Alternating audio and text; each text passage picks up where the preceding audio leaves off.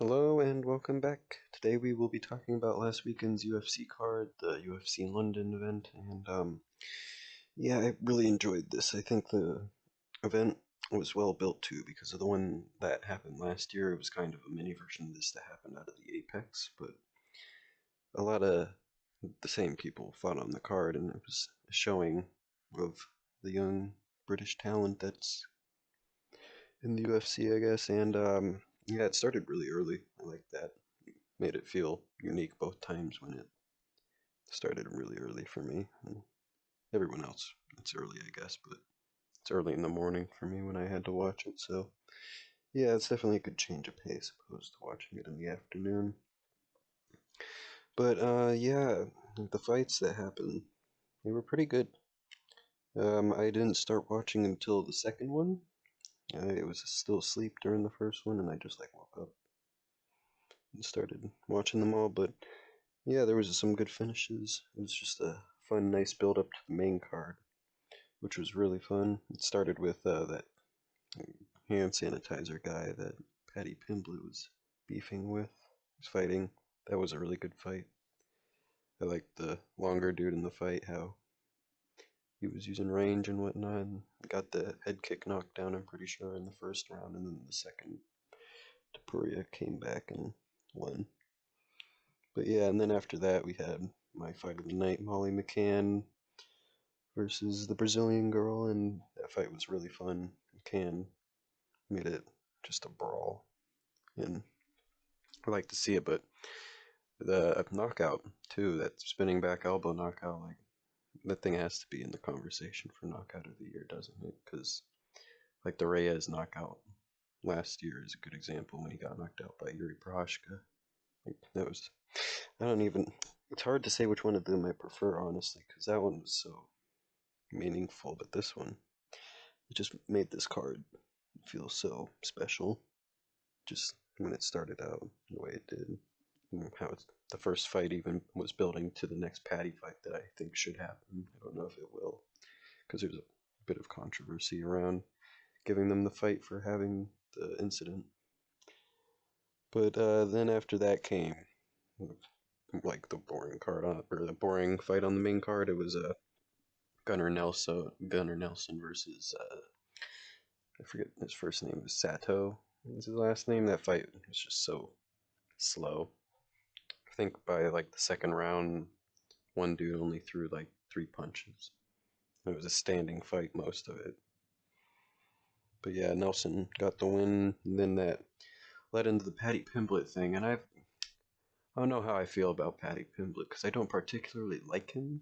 Like nothing about him I like, but I don't dislike him either. I feel like he's just a fun dude to watch, and him coming from a non-UFC background gives him some I don't know, some allure to him. Like I'd love to see him main event a card just because that seems like such a foreign thing because he's so new to the company and whatnot.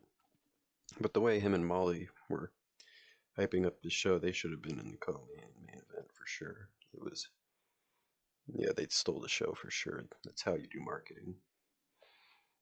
Speaking of bad marketing, Brendan Allen. Oh my God, I need to say something about that fight. Or no, it's Arnold Allen. Whoops, mixed up the fighters. But yeah, dude, he beat Hooker 1 round by TKO's a standing ref stoppage. I'm pretty sure, and he just beat the training partner of the champion. And after the fight, he calls out Calvin Cater. Dude, you're on a 9 fight win streak. You deserve to fight for the title next, man. You waste. Oh my God, yeah, that was such a wasted marketing opportunity. He could have like got a nice little crowd reaction if he just called out Volkanovski.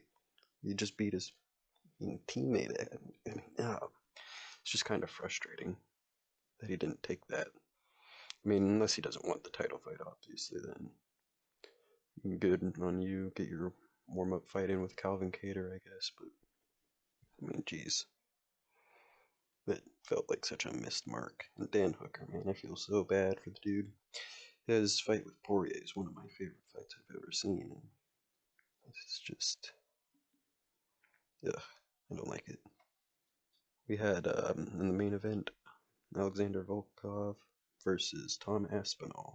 And that fight was shorter than I expected. I thought those boys would go for a while. I wasn't underestimating Volkov going into this by any means. I know he's a pretty good heavyweight, but Aspinall made it look easy. Like he took a couple shots, but then got a really good takedown. Just submitted him. Put a nice stamper on the night, but still, I don't know. I don't think he should have been the main event. I did love that he called out Tai Tuivasa. I remember thinking when they were talking about possibly having to cancel the fight because visa issues with Volkov being Russian and not being allowed into Britain and whatnot. But I thought Tai Tuivasa would make a really good short notice replacement. But it looks like he's the call out of choice for Tom Aspinall, which I like that fight. I think it's a good fight. Guarantees one of them probably a title shot, which I like. Better than if both of them were to lose to someone who's already been there that we maybe don't want to see again. So yeah, I like the fresh blood in the heavyweight division. But yeah, that pretty much sums up the show. I definitely, honestly, I really loved it. Like the one last year too, the fight night. That fight night felt so special, and this one also just felt so special for just another fight night. There was, yeah, it was an event. I'd honestly say I almost prefer it to every pay-per-view this year other than the Adesanya Whitaker one. I really loved that one because Tai Tuivasa won. I'd probably put this. I don't know if I'd put this ahead of it. It might be recency bias, but pay-per-views this year have just been so disappointing to me. Like Covington Masvidal, that one, half under-delivered, half over-delivered. I don't know. I feel like there was just something missing from that whole card and rivalry, but yeah, big fan of Colby. Glad he got that win. Yeah, Ngannou stuff was, I don't know.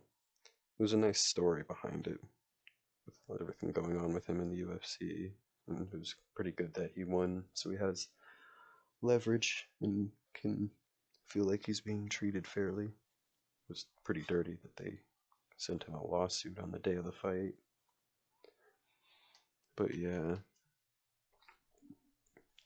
it's pretty much how it is. And sorry I have been gone for a while. I've been on and off with sickness and doing schooling, balancing this with everything. It's just I haven't had the time and really the want, and I don't want to just be sitting here trying to force out stuff. I want to be wanting to do this. So yeah, it was nice talking. I'll see you in the next one. Peace.